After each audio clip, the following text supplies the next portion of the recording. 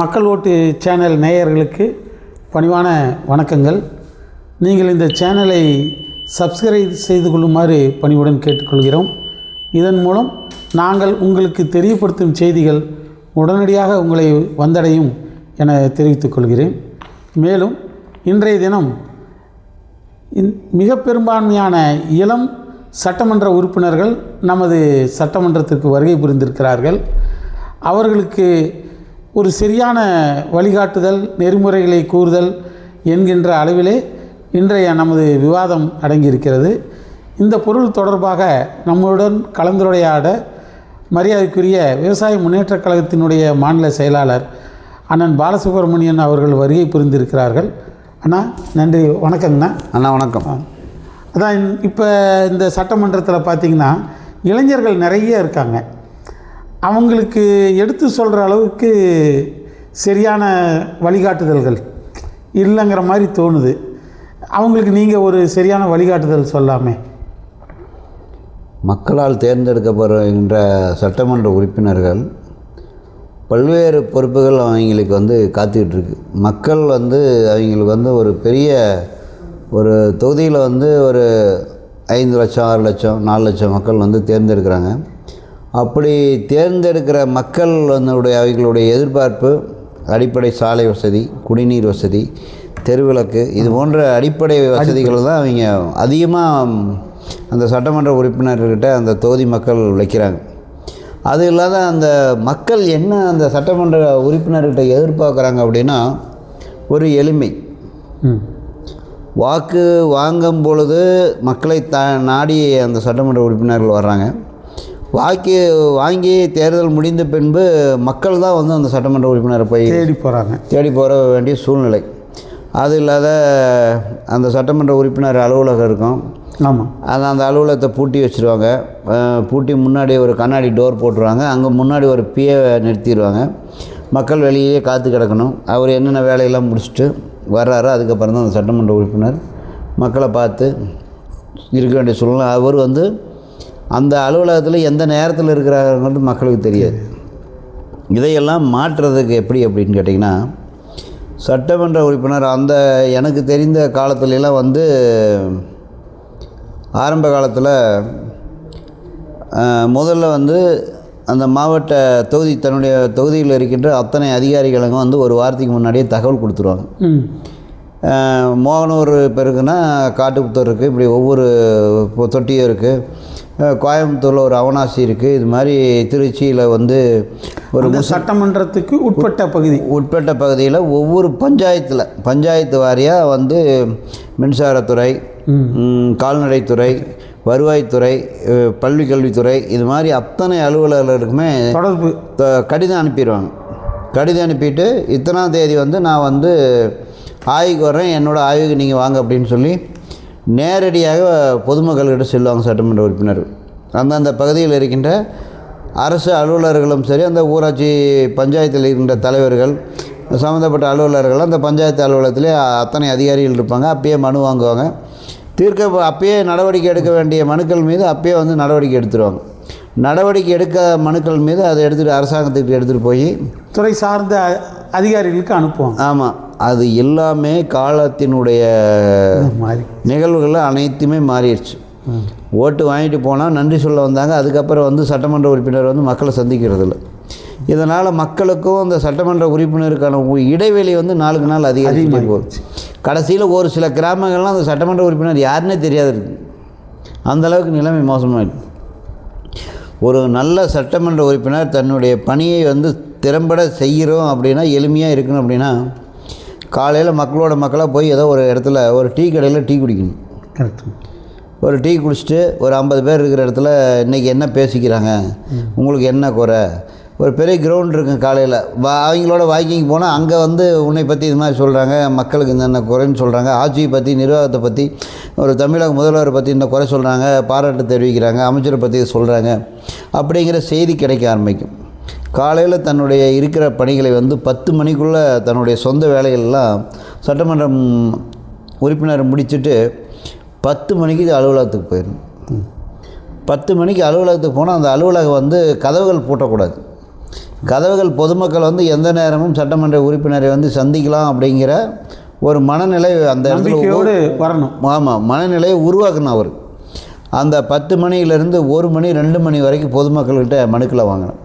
மனுக்களை வாங்கி உதவியாளர் மூலம் மாவட்ட ஆட்சித்தலைவருக்கு அனுப்ப வேண்டிய மனுக்களை மாவட்ட ஆட்சித்தலைவருக்கும், துறை சார்ந்த அமைச்சர் பெருமக்களுக்கு அனுப்ப வேண்டிய மனுக்களை துறை சார்ந்த அமைச்சர் பெருமக்களுக்கும், மற்ற எந்தெந்த துறைகள் இருக்குதோ அத்தனை துறைகளுக்கும் அந்த மனுக்களை எடுத்துக்கிட்டு ஒரு 4-5 மணி வரைக்கும், ஏன்னா காலையிலேருந்து அவங்களுக்கு பல வேலைகள் இருக்குது, அவங்களுக்கு சில ஓய்வுகள் வேணும். மதிய சாப்பாட்டுக்கு அப்புறம் மதிய உணவு இடைவேளைக்கு அப்புறம் ஒரு 4 மணி 5 மணி வரை இடைவெளி விட்டுட்டு, அதுக்கப்புறம் முக்கியமாக என்னென்ன பிரச்சனையை சொல்கிறாங்களோ அந்த சட்டமன்ற உறுப்பினர் அலுவலகத்திலேருந்தோ வீட்டில் இருந்தோ நேரடியாக அந்த தொகுதிக்குள்ளே போகணும். இப்போ ஒரு தொகுதிக்கு எப்படி ஒரு 2-3 ஒன்றிய அலுவலகம் இருக்கும், பேரூராட்சி இருக்கும், மாநகராட்சி இருக்கும். இது மாதிரி இடத்துல முக்கியமாக எந்த பிரச்சனை அதிகமாக சொல்கிறாங்களோ அந்த இடத்துல நேரில் போய் ஆய்வு செய்ய வேண்டும். பொதுமக்கள்கிட்ட அந்த யார் மனு கொடுத்தாரோ அவரை நீங்கள் அங்கே இருங்க, நான் இத்தனை மணிக்கு அங்கே வந்துடுறேன் அப்படின்னு முன்கூட்டியே தகவல் சொல்லிவிட்டு அந்த இடத்துக்கு போய் சம்மந்தப்பட்ட அதிகாரியை வர சொல்லி, இவர் சொல்கிறது உண்மையா, இவர் அதிகாரி சொல்கிறது உண்மையா, இதில் உண்மையான என்ன நிலைமை நடக்குது அப்படின்னு சொல்லி அங்கேருந்தே வந்து உதவியாளர் மூலம் வீடியோக்கெல்லாம் எடுத்துக்கிட்டு அதை போய் நேரடியாக அங்கேருந்தே வந்து இமெயில் மூலமோ அல்லது வாட்ஸ்அப் மூலமோ இருக்கிற இணையதளங்களை பயன்படுத்தி உடனடியாக மாவட்ட ஆட்சித்தலைவருக்கும் சம்மந்தப்பட்ட அமைச்சர் பெருமக்களுக்கும் அதை உடனடியாக அங்கேருந்து அனுப்பினோம். ஸ்பாட்டிலிருந்து அனுப்பிட்டு அந்த இரவே போய் எத்தனை மனுக்கள் வாங்கினது சம்மந்தப்பட்ட அத்தனை இதையும் வந்து ஒவ்வொன்றா பிரித்து எப்படியும் ஒரு 50 பேர் 60 பேர் 30 பேர் அதிகமாக சட்டமன்ற அலுவலர் சந்திக்கிறதுக்கு அவ்வளோதான் வருவாங்க. ஆனால் இவர் நன்மை செய்கிறான்னு தெரிஞ்சு 100-200 பேர் அந்த நிற்கிறதுக்கே இடம் இருக்காது. அந்த அளவுக்கு வந்து சட்டமன்ற உறுப்பினர் வந்து மக்கள் நாடி வருவாங்க. அதையெல்லாம் மனுக்களை பிரித்து ஒவ்வொரு துறைக்கும் தன்னுடைய லெட்டர் பேரில் அந்த மனு கொடுத்தது மட்டும் இல்லாமல் துறை சார்ந்த அதிகாரி, இப்போ மாவட்ட வருவாய் அலுவலர் இந்த பட்டா வரல அப்படின்னு சொல்லி இது 15 ஆண்டு காலமாக இருக்குன்னா, இப்போ வந்து ராஜா அப்படிங்கிறவர் ஒரு மனு கொடுக்குறார். ராஜா வந்து தங்களிடம் 15 ஆண்டுகளாக மனுக்கள் வந்து பட்டா மாறுதலுக்காக விண்ணப்பம் செய்துள்ளார். ஆனால் இதுவரை நீங்கள் மாற்றி தங்கள் அலுவலகத்திலிருந்து வழங்கலை. அதனால் உடனடியாக இதன் மீது விசாரணை செய்து உரிய நடவடிக்கை எடுத்து இதன் மீது எடுக்கப்பட்ட நடவடிக்கையின் விவரத்தை நேரடியாக எனக்கு சம்மந்தப்பட்ட அலுவலருக்கு இத்தனாம் தேதிக்குள்ளே நீங்கள் தெரியப்படுத்துங்க அப்படின்ட்டு அதை வந்து கம்ப்யூட்டரில் ஏற்றிடணும். அது ஏற்றி அவர் வந்து உண்மையான பதில் தர்றாரா அப்படிங்கிறது அந்த 30 இப்போ 1/1/2026 அப்படின்னு வச்சுங்க, 2/1/2/2026க்குள்ளே அவர் பதில் கொடுத்துருக்கிறாரா இல்லையா அந்த வருவாய்த்துறை அலுவலர் அப்படிங்கிறத கண்காணிக்கணும். தொடர் கண்காணிப்பில் இருக்கணும். இப்போ வந்து அந்த மாதிரி சிஸ்டமே இல்லை. இப்போ நமக்கு எப்படின்னு கேட்டிங்கன்னா, மக்கள் வந்து அந்த மனுக்களை கொடுத்து அப்படியே தலையே வெடிக்கிற மாதிரி நிலையில் இருக்கிறாங்க. இதையெல்லாம் புதிதாக வந்திருக்கின்ற சட்டமன்ற உறுப்பினர் மாற்றணும். அதே மாதிரி சட்டமன்றத்தினுடைய செயலாளர் மாண்புமிகு பேரவைத் தலைவர் அவர் வந்து இது நேரடி கண்காணிப்புலாம் செய்யணும். இப்போ அரசு ஊழியர்களுக்கு எப்படி சம்பளம் கொடுக்குறாங்களோ அதே மாதிரி சம்பளம் வந்து முதல்ல சம்பளம் அவங்களுக்கு பென்ஷன் இல்லை, ஆனால் இவங்களுக்கு உண்டு. ஆமாம், கூட சந்தோஷம். அதை பற்றி தப்பு இல்லை. அதை பற்றி அது அப்புறம் இன்னொரு நிகழ்ச்சியில் சொல்கிறேன். அது எவ்வளோ பெரிய தவறுங்கிறத அதுக்கப்புறம் உங்களுக்கு சொல்கிறேன் நான். அப்புறம் இப்போ என்ன அலுவலகம் தந்துடுறாங்க. எந்த இடத்துக்கு வந்து மனுக்கள் தன்னுடைய ஆய்வுப்பணிக்கு போகிறாங்களோ அதுக்கு உண்டான பயணப்படி எல்லாமே கொடுத்துட்றாங்க. இது எல்லாமே செஞ்சிடறாங்க. ஆனால் இது எல்லாமே முறைப்படி நடக்குதா? சட்டமன்றம் நடக்கிற நாட்கள் கூட்டத்தில் சட்டமன்றத்தில் இருக்கிறாங்க. அன்னைக்கு வந்து சட்டமன்ற அலுவலகத்துக்கு தொகுதி அலுவலகத்துக்கு வர முடியாது. மற்ற நாட்கள் எல்லா நாட்களையுமே சட்டமன்ற அலுவலர்கள் சட்டமன்ற உறுப்பினர்கள் சட்டமன்ற அலுவலகத்தில் இருக்கிறாங்க. சட்டமன்ற அலுவலகத்தில் இருக்கின்ற அலுவலர் வந்து அரசாங்கம் மூலம் ஒரு அலுவலரை நேரடியாக உதவியாளர் நியமிக்கிறாங்க. அவர் வந்து நியமிக்கிறது இல்லாத அரசு அதிகாரி ஒருவரை அவருக்கு தனியாக நியமிக்கணும். இப்போ அமைச்சருக்கு எப்படி வந்து உதவியாளர் வந்து பணி இருக்கிறாங்க, அது இல்லாத பிஏக்கள் வந்து A1 2 3 அப்படின்னு இருப்பாங்க. அது மாதிரி சட்டமன்ற உறுப்பினருக்கும் தனியாக ஒரு அரசு அலுவலர் இருக்கணும். ஏன்னா புதிதாக வந்திருக்கிற சட்டமன்ற உறுப்பினர்களுக்கு அத்தனை டிபார்ட்மெண்ட் இது தெரியாது. அப்படி அவர் அங்கே இருக்கும்போது சார் இதை வந்து இப்படி பண்ணனா இது வந்து நல்லாயிருக்கும், இதை வந்து இப்போ விவசாய இப்போ இது இருக்குன்னா இதை வந்து விவசாய வேளாண்மை துறைக்கு அனுப்பணுமா, உழவர் நலத்துறைக்கு, இந்த பொறியியல் துறைக்கு அனுப்பணுமா, தோட்டக்கலைத்துறைக்கு அனுப்பணுமா, இது மாதிரி எதுவுமே தெரியாது. அதே மாதிரி ஊராட்சி இதுக்கு வந்து குடிநீருக்கு அனுப்பணுமா, இல்லை வந்து சுகாதாரத்துக்கு அனுப்பணுமா, இது மாதிரி நிறைய அவங்களுக்கு வந்து குழப்பங்கள் வரும். ஒரு அனுபவம் வாய்ந்த அரசு அதிகாரி இருந்தால் கண்டிப்பாக வழிகாட்டுதல் உதவியாக இருக்கும். அவர் வந்து உதவியாக இருக்கும். அப்போ வந்து அவருக்கு வந்து இன்னும் பணிகள் வந்து எளிமையாக முடிக்கிறதுக்கு இதாக இருக்கும். இந்த மாதிரி வந்து மக்களை வந்து அணுகக்கூடிய அமைப்பை இதை மாற்றணும். ஆனால் சட்டமன்ற உறுப்பினர் வந்து எத்தனை மணிக்கு சட்டமன்ற உறுப்பினர் அலுவலகத்துக்கு வர்றாரு, அவர் எங்கே போகிறாரு, என்ன நிகழ்ச்சியில் கலந்துக்கிறாரு அப்படிங்கிறது. இப்போ நிறையா நிகழ்ச்சி பார்த்திங்கன்னா இப்போ இது ஒரு பேஷனே ஆகிப்போச்சு. ஒரு டெண்டர் விடுவாங்க, உடனே போய் அந்த பணியை துவக்கிறதுக்காக சட்டமன்ற இது அனுப்பும். அது ஒரு நாள் ஞாயிற்றுக்கிழமை மட்டும் அந்த நிகழ்வு சட்டமன்ற உறுப்பினர் அந்த இடத்துல கலந்துக்கிறது வந்து தவறு கிடையாது. அது ஒரு நிகழ்வுனா ஞாயிற்றுக்கிழமை மட்டும் அனைத்து இடத்துலையும் பூமி பூஜை. 10 இடத்துல ஒரு சட்டமன்ற உறுப்பினருக்கு அந்த பூமி பூஜை போடுற நிகழ்வு இருக்கும், இல்லை 15 இடத்துல இருக்கும். அவ்வளோதான். அந்த 15 நாள் ஞாயிற்றுக்கிழமை மட்டும்தான் அந்த நிகழ்ச்சி வச்சுக்கணும். எடுத்ததுக்கெல்லாமே ஒரு சின்ன ஒரு அரை கிலோமீட்டர் ஒரு ரோடு போடுறதுக்கெல்லாம் போய் நின்றுக்கிட்டு கடப்பாரை பிடிச்சிக்கிட்டு ஒரு ஃபோட்டோவுக்கு போஸ்ட் கொடுத்துக்கிட்டு இவர் சட்டமன்ற உறுப்பினர் இந்த சாதனை செய்தார், அந்த சாதனை செய்தார் சும்மா பேப்பரில் போடும். நேரத்தை வீணடிக்கக்கூடாது. பொதுமக்களுடைய சேவை தான் முக்கியம். பொதுமக்கள் தான் உங்களை தேர்ந்தெடுத்துருக்குறாங்க. பொதுமக்களுக்காக தான் நீங்கள் இருக்கிறீங்க. ஆனால் இந்த பணிகள் எல்லாமே நடக்காது. ஆனால் இது வேறு பணிகள் எல்லாமே தெளிவாக நடக்கும். இப்போ ஒரு அலுவலகத்துக்கு 10 மணினா மாவட்ட ஆட்சித்தலைவர் 10 மணிக்கு வர்றாருன்னா மாண்புமிகு தமிழக முதல்வரே இப்போ வந்து 9:50க்குலாம் வந்து தலைமைச் செயலகத்துக்கு வந்துட்டு 4 மணி 5 மணி வரைக்கும் தலைமைச் செயலகத்தில் வந்துட்டு போகிறார். ஆனால் சட்டமன்ற உறுப்பினர் சட்டமன்ற அலுவலகத்துக்கு வர்றது இல்லையே. அதான் உண்மைதான். அவர் எங்கே இருக்கிறாருன்னே மக்களுக்கு கண்டுபிடிக்காட்டி பெரும் பிரச்சனையாக இருக்குது. உண்மைதான்.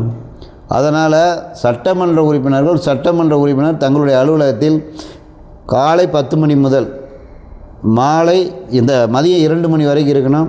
2 மணிக்கு அப்புறம் 4 மணியிலிருந்து ஓய்வு. 2 மணியிலிருந்து 4 மணி வரைக்கும் ஓய்வு. 4 மணியிலிருந்து இரவு 7 மணி 8 மணி வரைக்கும் தொகுதி மக்களோடு தொகுதியில் இருக்கணும். அப்போ தான் உண்மையாலும் இவர்களுக்கு கொடுக்கின்ற ஊதியம், பயணப்படி, அரசாங்கத்தால் செலவிட பண்ணிக்கிற அத்தனை செலவு தொகைகளும் உண்மையாலும் மக்களுக்கு சென்றடைய வாய்ப்பு இருக்குது. அதை தான் இப்போ எதுக்கு சம்பளம் கொடுக்குறாங்க? இந்த வேலைகளை செய்யணும்னு தான் தராங்க. ஆமாம், இந்த வேலையை நடக்கிறது இல்லையே. அப்போ கொடுக்கறதுல பலன் இல்லை. சம்பளம் கொடுக்கறதுல எதுக்கு எடுத்தாலும் அமைச்சரை பார்க்க சென்னைக்கு போகிறேங்கிறது. எதுக்கு நீங்கள் அமைச்சரை பார்க்க போகிறீங்க? தமிழக முதல்வர் உத்தரவு போடுறார். அந்த உத்தரவை செமல்படுத்துறதுக்கு அரசு அலுவலர் இருக்கிறாங்க, சம்மந்தப்பட்ட அமைச்சர் இருக்கிறாங்க, சம்மந்தப்பட்ட துறை அதிகாரி இருக்கிறாங்க. சட்டமன்ற உறுப்பினர் உங்களுக்கு துறைக்கு நீங்கள் இது இருக்குன்னா அதுக்கு ஒரு நாள் வச்சுக்கோங்க. வெள்ளிக்கிழமை வாரத்தில் முதல் நாள், அதே தமிழக முதல்வரை இது மாதிரி ஒதுக்கணும். வாரத்தில் வந்து ஒரு நாள் வந்து முழுக்க நீங்கள் மக்களை அதிகாரிகளை சந்திக்கிறதை தவிர்த்துட்டு அந்த வெள்ளிக்கிழமை வந்து முழுவதும் சட்டமன்ற உறுப்பினர்களை சந்தித்து அவர் என்னென்ன தொகுதியில் என்னென்ன குறை சொல்கிறார் அப்படிங்கிறது அமைச்சர் கேட்குற அளவுக்கு அந்த மாதிரி சிஸ்டத்தில் மாற்றி அமைக்கணும் புதிதாக. இப்போ இருக்கிற அரசாங்கத்தை சொல்லலை, முதல்ல இருக்கிற சட்டமன்ற உறுப்பினர்களாலும் சரி, இப்போ இருக்கிறதாலும் சரி, இதற்கு முந்தைய ஆட்சியார் காலத்தில் இருந்தாலும் சரி, அதெல்லாம் நடந்து முடிந்த விஷயங்கள். ஆனால் இப்போ இருக்கிற சிஸ்டத்தை வந்து இப்போ இருக்கிற முதல்வர் மாற்றணும். அதுதான் மக்களுக்கு வந்து உண்மையான வந்து ஒரு சுதந்திரம் கிடைச்ச மாதிரி. ஏன்னா ஒரு அதிகாரிகிட்ட போய் ஒரு சாதாரண பொதுமக்கள் நிற்கும் போது அவருடைய கண்ணோட்டம் வேறு. ஆனால் மக்களால் தேர்ந்தெடுக்கப்பட்ட அதிகாரி இவர் நாளைக்கு போனால் நமக்கு ஏதாச்சும் ஒரு தப்பான நம்ம இந்த பொதுமக்களிடம் நம்ம சொல்லிட்டோம்னா நமக்கு ஓட்டு போடுவாங்களா? போட மாட்டாங்க. அதனால் இவருடைய அணுகுமுறை வேறு மாதிரி இருக்கும், அவருடைய அணுகுமுறை வேறு மாதிரி இருக்கும், அரசு அதிகாரியினுடைய அணுகுமுறை வேறு மாதிரி இருக்கும், மக்களால் தேர்ந்தெடுக்கப்பட்டவருடைய அணுகுமுறை வேறு மாதிரி இருக்கும். அதே சட்டமன்ற உறுப்பினர் அலுவலகத்திலேருந்து போனால் அந்த மனுவுக்கு வந்து அதிகாரிகிட்ட பயம் இருக்கும், மரியாதை இருக்கும், நடவடிக்கை இருக்கும். ஆனால் சாதாரண பொதுமக்கள் கொண்டு போய் எங்கேயோ ஒரு பொதுமக்கள் கொண்டாந்து கொடுக்குறாங்க, போனால் போயிட்டு போகுது அப்படிங்கிற சூழ்நிலையில் அந்த மாதிரி நிலவும். அதனால் இந்த திட்டத்தை மாண்புமிகு தமிழக முதல்வர் அவர்களும் சட்டப்பேரவையினுடைய தலைவர் அவர்களும் சட்டப்பேரவை செயலாளர்களும் இந்த சிஸ்டத்தை வந்து அமல்படுத்தினாங்கன்னா உண்மையிலுமே வந்து மக்களுக்கு பயனுள்ளது. அமைச்சரை வெள்ளிக்கிழமை பார்க்க வேண்டும், அதே மாதிரி ஞாயிற்றுக்கிழமை இந்த மாதிரி நிகழ்வு என்னென்ன தொகுதியில் வந்து நல்ல திட்டங்கள் இருக்குது அந்த திட்டங்களை துவக்கி வைக்க போகணும். மீதி வந்து திங்கள்லேருந்து வியாழக்கிழமை வரைக்கும், சனிக்கிழமை, இந்த 2 நாட்களில் இந்த ஞாயிறு வெள்ளிக்கிழமைகளை தவிர மீதி அத்தனை நாட்களும் சட்டமன்ற உறுப்பினர் சட்டமன்ற அலுவலகத்தில் பணியாற்றணும். அப்போ தான் வந்து அவங்களுக்கு கொடுக்குற ஊதியம், அவர்களுக்கு வழங்கப்படுகின்ற அத்தனை படிகள், இது எல்லாமே அது உண்மையான நம்ம கொடுக்குற வரிப்பணத்திலிருந்து கொடுக்குற மக்களுக்கு ஏற்புடையதாக இருக்கும். அதை தவிர்த்து அது சட்டமன்ற என்னைக்கு நடக்குதோ அன்றைக்கி போகிற ஒரு தீர்மானத்தை பாஸ் பண்ணுறது கை தூக்கிட்டு மறுபடியும் வந்துட்டு நம்ம தொகுதியில் என்னமோ தேவையானதுக்கு ஒரு 2 விஷயத்தை அங்கே பேசிட்டு 234 சட்டமன்ற உறுப்பினர் இருக்கிறாங்க. அவை நடக்கிறது 6 மணி நேரம் 8 மணி நேரம் நடக்குது. அப்போ வந்து எல்லா சட்டமன்ற உறுப்பினர் ஒரு துறையை பற்றி பேச முடியாது. அதனால் அமைச்சர் பெருமக்கள் வந்து வெள்ளிக்கிழமை அத்தனை சட்டமன்ற உறுப்பினரையும் சந்தித்து அவர்கள் குறையை கேட்கணும் அப்படின்னு சொல்லிட்டா கண்டிப்பாக அவங்களுக்கு இதற்கு முன்னாடியே தீர்வு கிடைச்சிடும். அவங்க வந்து சட்டமன்றத்தில் குறைந்த அளவு மட்டுமே நேரத்தை எடுத்துக்கிட்டு பேசினா போதும், முக்கியமான சப்ஜெக்ட் மட்டும் பேசினா போதும். பெரும்பாலும் இங்கேயே முடிஞ்சிடும். மிக குறைந்தது தான் அங்கே போகும். ஆமாம். அதே மாதிரி மாண்புமிகு தமிழக முதல்வர் வந்து அத்தனை அமைச்சர்களையும் குறைந்தது 15 நாட்களுக்கு ஒரு தடவை அத்தனை அமைச்சர்களையும் கேபினெட் கூட்டத்தை கூட்டணும். அதே மாதிரி மாதத்தில் ஒரு நாள் ஒரு இடத்துக்கு வர சொல்லி அத்தனை சட்டமன்றத்துக்கே கூட வர சொன்னால் கூட வர சொல்லி ஒவ்வொரு சட்டமன்ற உறுப்பினரும் தங்களுடைய தொகுதியில் இருக்கிற குறைகளை கேட்கணும், தீர்க்கப்படாத குறைகள். ஆமாம். அப்போ தான் வந்து இடைவெளி அதிகமாக ஆகாது போகும். ஏன்னா மக்களுடைய நேரடியாக சந்திக்கிறீங்க, இவங்க தான் களத்தில் இருக்கிறாங்க. சட்டமன்ற அமைச்சர் பெருமக்கள்லாம் கூட வாரத்தில் 1 நாள் 2 நாள் தான் வருவாங்க. ஆனால் நேரடியாக பொதுமக்களை வந்து அந்தந்த தொகுதியில் தன்னுடைய பிரச்சனை என்னன்னு முதலமைச்சர் சொல்கிறதுக்கான ஒரு வாய்ப்பு இருக்கும். சில சமயங்கள் பார்த்தீங்கன்னா முதலமைச்சர் சட்டமன்ற உறுப்பினர்களே சந்திக்க முடியாத வாய்ப்புகள் இன்னமும் திறந்துக்கிட்டு இருக்கு. அதனால் வந்து இந்த சிஸ்டங்களை எல்லாமே நம்ம பட்டியலிட்டு மாற்றணும். இப்போ அதே மாதிரி இன்னமும் பொதுமக்களை அன்றாட ஒரு 1/2 மணி நேரம் அலுவலகத்துக்கு வரும்போது தலைமைச் செயலகத்தில் இப்போ சிஎம் செல்லுக்கு மனு கொடுக்க வர்றாங்க, மற்ற அமைச்சர் துறையில் சேர்ந்து இருக்கிறாங்க, 1/2 மணி நேரம் அந்த கான்வாயில் வெளியே போகும்போது கூட அந்த அவருடைய நுழைவாயிலில் முன்னாடியே அவர் உள்ள நுழையிற கார் நிற்கிற இடத்துலையே பொதுமக்கள் நிற்கிறதுக்கான தேவையான அந்த மரத்துக்கிட்ட ஏற்கனவே முன்னாள் முதல்வர்லாம் அந்த இடத்துல நின்று மனு வாங்கியிருக்கிறாங்க. அந்த மாதிரி இடத்துல மனுக்களை வாங்கிட்டு கூட ஒரு தமிழக முதல்வர் வீட்டுக்கு போகலாம். உண்மையிலுமே மக்களுக்கு இது ஒரு பெரிய அவங்களுக்கு யாரையும் கிடைக்காத ஒரு வாய்ப்பு இந்த முதல்வர் மூலம் மக்களுக்கு வந்து கிடைச்சிருக்குது அப்படின்னு ஒரு சந்தோஷப்படுறதுக்கான வாய்ப்பு இருக்குது. அதாவது எம்எல்ஏக்கள் அந்த மாவட்ட ஆட்சித்தலைவரினுடைய குறைதீர் கூட்டம் வாரம் நடக்குது, மாதத்தில் ஒரு நாளைக்கு போகலாம். விவசாயிகள் குறைதீர் கூட்டம் மாதத்தில் ஒருக்க நடக்குது, அங்கே போய் உட்காரலாம். அதன் மூலம் அந்த மக்களுக்கு வந்து ஒரு நம்பிக்கை வந்து ஏற்படும். அதாவதுங்கன்னா இதை வந்து சட்டமாக்க வேண்டும். திங்கட்கிழமை மனுக்கள் பெறப்படுகின்ற அனைத்து அந்த திங்கட்கிழமை தோறும் சட்டமன்ற உறுப்பினர்கள் எதிர்கட்சியாக இருந்தாலும் சரி ஆளுங்கட்சி அதெல்லாம் இல்லை, மொத்தத்தில் சட்டமன்ற உறுப்பினர்கள் கூட்டத்தில் மாவட்ட ஆட்சித்தலைவருடன் தவறாமல் பங்கெடுக்க வேண்டும். அதே மாதிரி விவசாயிகள் குறைதீர்க்கும் கூட்டம், நுகர்வோர் பாதுகாப்பு கூட்டம், கேஸுக்குன்னு தனியாக எரிவாயுக்காக தனியாக கூட்டம் போட்டாங்க. இது மாதிரி ஒவ்வொரு நிகழ்வுகளிலும் அந்த சட்டமன்ற உறுப்பினர்கள் அந்த பகுதியில் இருக்கிறவங்க பங்கெடுக்க வேண்டும், அதை கட்டாயமாக்க வேண்டும். ஏன்னு கேட்டிங்கன்னா இது என்னமே தெரியாது. இந்த கேஸில் இந்த குளறுபடிகள் என்ன நடக்குது, நுகர்வோர் கூட்டத்தில் நடக்குது, விவசாயிகள் கூட்டத்தை வந்து இது ஒரு உண்மையாலுமே விவசாயிகள் பயன் அளிக்கிற கூட்டமாக இதை நடத்துகிறாங்களா, குறைபாடு என்ன, இது உண்மையாலுமே விவசாயிகளை குறைதீர்க்கிற கூட்டமாக நடத்துகிறாங்களா, அல்லது ஒரு கண் தடைப்புக்காக விவசாய கூட்டம் அரசாங்கம் போட சொல்லுங்கிறதுக்காக போடுறாங்களா அப்படிங்கிறது. இப்போ நாம் வந்து கேள்வி கேட்குறதுக்கும் சட்டமன்ற உறுப்பினர் கேள்வி கேட்குறதுக்கும் நிறைய வித்தியாசம் இருக்குது. இதே போன மீட்டிங்கில் பார்த்தீங்கன்னா கொங்குநாடு மக்கள் தேசிய கட்சியினுடைய சட்டமன்ற உறுப்பினர் ஈஸ்வரன் வந்தார், ஒரு 4 கூட்டத்துக்கு வந்தார். அவர் கேள்வியெல்லாம் கேட்டார், அரசு அதிகாரிகள்லாம் தடுமாறினாங்க. அப்புறம் என்ன பண்ணாங்களோ என்ன ஆச்சுன்னு தெரியல, அவர் அதோடு போயிட்டார். தொடர்ந்து ஒவ்வொரு அரசு நிகழ்ச்சிகளிலும் சட்டமன்ற உறுப்பினர்கள் அமைச்சருக்கெல்லாம் வாய்ப்பு கிடைச்சா கூட கலந்துக்கலாம். இப்போ இதே வேளாண்மைத்துறை அமைச்சர் ஏதோ ஒரு மாவட்டத்தில் அந்த விவசாயிகள் குறைதீர்க்கும் கூட்டத்தில் கலந்துக்கிட்டாருன்னா உண்மையால் இப்படி தான் விவசாயிகளுக்கு இந்த பலனை தான் கிடைக்குதா, இவ்வளோ பிரச்சனைகள் இருக்கா அப்படின்னு வேளாண்மைத்துறை அமைச்சர் தலைமைச் செயலகத்தில் ஏசியில் அங்கே இருக்கிற பணியை கவனிக்கிறது கிடையாது. வயல் மாதம் ஒரு தரம், 10 நாளைக்கு ஒரு தரம், 5 நாளைக்கு ஒரு தரம் தஞ்சாவூர் வயலில் இருக்கிற பிரச்சனை போய் பார்க்கணும். கோயம்புத்தூரில் இருக்கிற பாக்கு தோப்பு வச்சுருப்பாங்க, அங்கே தென்னந்தோப்பு வச்சுருப்பாங்க, அங்கே இருக்கிற பிரச்சனையை பார்க்கணும். இப்போ கொல்லிமலை இருக்குதுன்னா அங்கே போய் மிளகு இருக்குது, காப்பி இருக்குது, சந்தன மரம், அங்கே அந்த காப்பியில் என்ன பிரச்சனை இருக்குது, மிளகுல என்ன பிரச்சனை இருக்குதுன்னு பார்க்கணும். இது மாதிரி ஒவ்வொரு பிரச்சனையும் ஏரியாவுக்கு போய் நேரில் சென்று ஆய்வு செய்யணும். ஆலோசனை வழங்கணும். ஆமாம், போன தடவை ஒரு நம்ம திராவிட முன்னேற்ற கழக ஆட்சி காலத்தில் நம்ம கடலூர் சேர்ந்த அமைச்சர் இருந்தார், பன்னீர்செல்வம், எம்ஆர்கே பன்னீர்செல்வம். எம்ஆர்கே அவர் தமிழக முதல்வர் வெள்ளம் சம்பாதிச்சுன்னு போய் அவர் உடனே இவருக்கு முன்னாடி அவர் போய் பார்க்குறாரு. இவர் ஒரு 2 நாள் கழிச்சு தான் அந்த இடத்துக்கே போகிறார். அது தப்பு. எப்படி தெரியும்? வேளாண்மை பற்றி தெரியும். அவர் சட்டம் படித்தவர், வேளாண்மைக்கு அவருக்கு சம்மந்தம் இல்லை.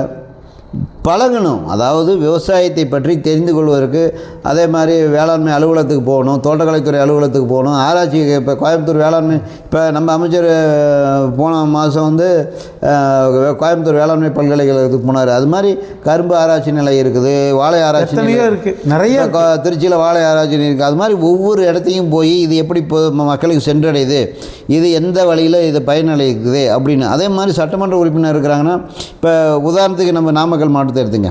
நாமக்கல் மாவட்டத்தில் வேளாண்மை அறிவியல் நிலையம் இருக்குது, தோட்டக்கலைத்துறை இருக்குது, வேளாண்மை பொறியியல் துறை இருக்குது, கால்நடைத்துறை இருக்குது. இதெல்லாம் ஆய்வு பண்ணி இது மக்களுக்கு எப்படி சென்றடையுது, இது என்ன பண்ணுறீங்க, இது எப்படி வந்து இந்த திட்டம் இது போகுது அப்படின்னு தன்னுடைய ஒவ்வொரு அப்டேட்டையுமே கம்ப்யூட்டரில் கண்ணில் வச்சுருக்கிற மாதிரி அதை பழகி மக்களுக்கு எடுத்துக்கொண்டு போய் சேர்த்தணும்.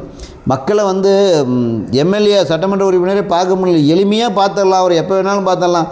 காலையில் போனால் வீட்டுக்கு போனால், மத்தியானம் 10 மணிக்கு போனால் ஆஃபீஸில் பார்க்கலாம், 4 மணிக்கு போனால் ஏதோ ஒரு அந்த அவர் தொகுதியில் ஏதோ ஒரு இடத்துல சுற்றிக்கிட்டு இருப்பார்ப்பா அப்படிங்கிற நிலைமையை தமிழக முதல்வரும் சட்டமன்ற பேரவைத் தலைவர், மாண்புமிகு சட்டமன்ற பேரவைத் தலைவரும் இந்த ஆட்சி காலத்தில் உருவாக்கணுங்கிறது தான் பலதரப்பட்ட மக்களினுடைய ஆசையாக இருக்கிறது. அதாவது ஒரு யாரும் எதிர்பார்க்காத இந்த திட்டங்கள் எல்லாமே யாருக்கும் எதிர்பார்க்காது. அது இல்லாத அந்த சட்டமன்ற உறுப்பினர்களுக்கெல்லாம் வந்து இது வரைக்கும் அந்த அவர்களுக்கு வாகன வசதி செஞ்சு தரப்படல. ஆனால் நீங்கள் இப்போ ஒன்றிய லெவலில் சேர்மேனாக இருக்கிறவருக்கு தமிழ்நாடு அரசு ஜீப் வழங்குறாங்க. ஆனால் சட்டமன்ற உறுப்பினருக்கு, நாடாளுமன்ற உறுப்பினர்களுக்கு யாருக்குமே அரசாங்கத்தால் டீசல் படி அதுக்கு உண்டான செலவு தொகை தான் கொடுக்குறாங்க.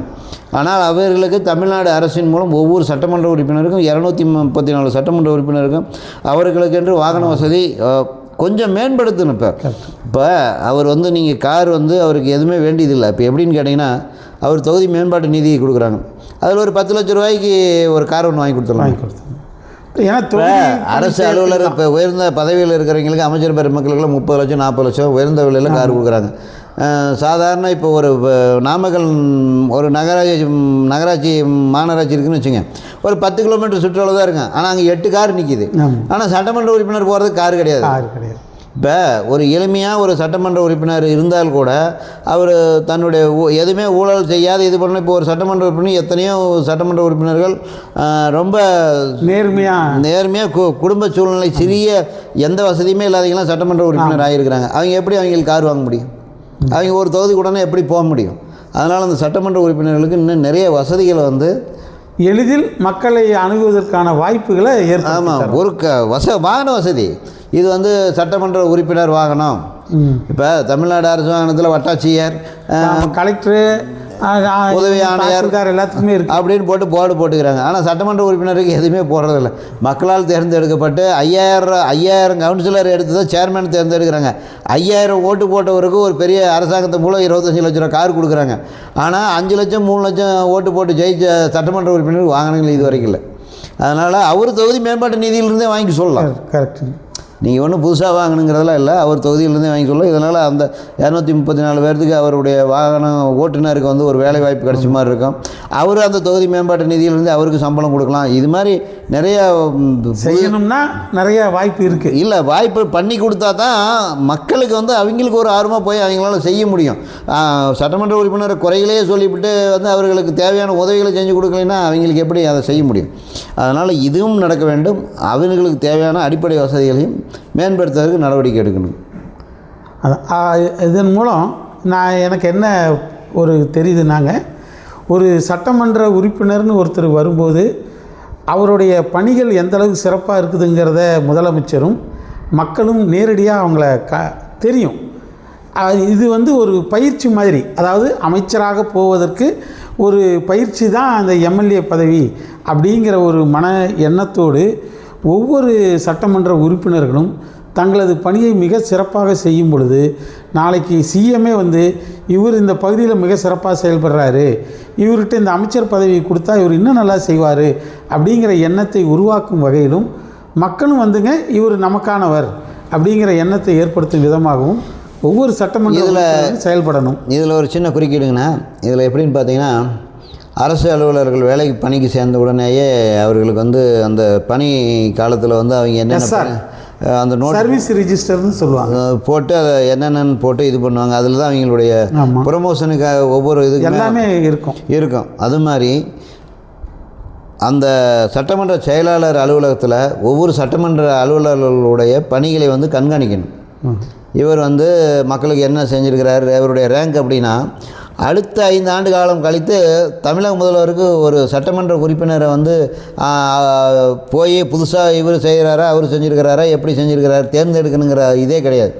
இதை பார்த்தாவே தெரிஞ்சு போயிடும் இவர் மக்களோட எப்படி இருந்திருக்கிறாரு, இவர் எவ்வளோ சேவை செஞ்சுருக்கிறாரு, எத்தனை முறை கடிதம் வந்து தன்னுடைய தொகுதிக்காக மக்களுக்காக அரசுக்கு அனுப்பியிருக்கிறாரு, மக்கள் இடத்துல எவ்வளோ பாராட்டு பெற்றிருக்கிறாங்கிறத பூராமே அந்த நோட்டை பார்த்தா தெரிஞ்சு. இது எல்லாமே ஆவணங்கள் அடிப்படையில் கண்காணிக்கணும். சட்டமன்ற பேரவை என்பது சட்டம் இயற்றுவதற்கும் அதை சட்டமாக மாற்றி அரசுக்கு உத்தரவு போடுவது மட்டும் இல்லை, இதை ஒவ்வொரு சட்டமன்ற உறுப்பினரும் செயல்பாடு எப்படி இருக்குது ஆமாம் அப்படிங்கிறத நேரடி கண்காணிப்பில் சபை தலைவரும் செயலாளரும் அது துறை சார்ந்த அலுவலர்களும் வந்து அதை நேரடியாக தங்களுடைய இதில் கொண்டு வரணும். ஏன்னா தமிழ்நாடு சட்டமன்ற பேரவைத் தலைவருக்கு அத்தனை அதிகாரங்கள் இருக்குது. ஒரு சட்டமன்ற தலைவர் ஒரு தவறு செஞ்சால் அந்த சட்டமன்ற உறுப்பினரை பதவி நீக்கம் செய்வதற்காகவும் சரி, ஒழுங்கு நடவடிக்கை எடுக்கவும் சரி, இந்த மாதிரி இந்த பணி இத்தனை மணிக்கு இது செய்யணும்னு சொல்லி உத்தரவு போடுற அத்தனை அதிகாரமும் அவருக்கு குவிந்திருக்கு. ஒரு நீதிமன்றம் மாதிரி, நீதிமன்றமே சட்டமன்ற தலைவரினுடைய நடவடிக்கைகளில் தலையிடுறது. அதனால் இந்த மாதிரி செய்யும் பொழுது மக்களுக்கு உண்மையிலுமே இந்த அரசு தமிழக முதல்வர் என்ன நினைத்தாரோ இந்த மக்களுக்கு சேவை செய்யணும், தூய்மையான ஆட்சி கொடுக்கணுமோ அத்தனையும் இதில் கண்டிப்பாக நடக்கும்.